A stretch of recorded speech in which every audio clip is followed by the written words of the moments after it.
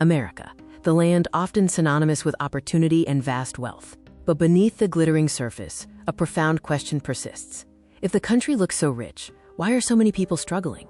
Globally, America is viewed as an economic powerhouse. We see the skyscrapers, the luxury cars, the bustling financial districts. It paints a picture of undeniable widespread success.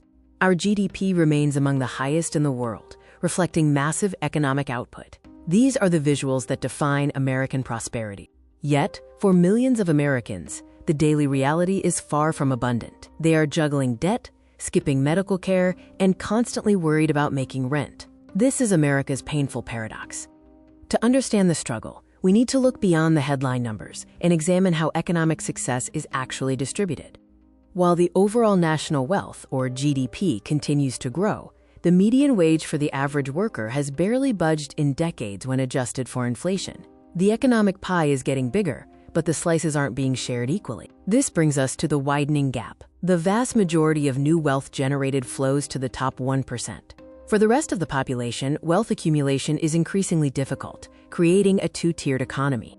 Even with small wage increases, the spiraling cost of essential goods and services cancels out any gains. Housing costs have exploded. Whether it's soaring rents or astronomical mortgage rates, secure, affordable shelter is now one of the greatest financial burdens for families across the country.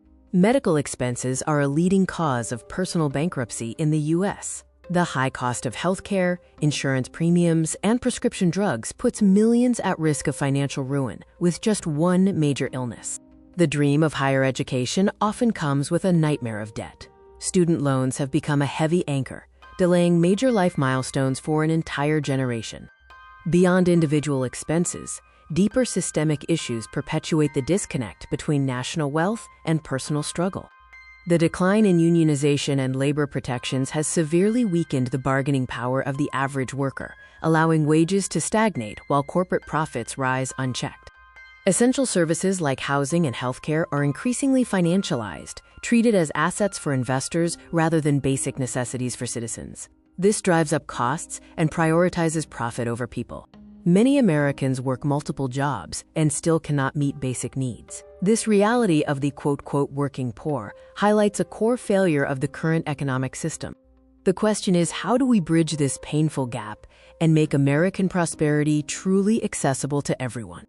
The paradox persists because national wealth is concentrated, wages are stagnant, and the cost of fundamental needs continues to outpace earnings. This is the heart of the struggle. Closing this gap requires meaningful policy changes, focusing on equitable wealth distribution, lowering costs for essentials, and empowering the average worker. It's time to ensure that the American dream is a reality, not just a facade.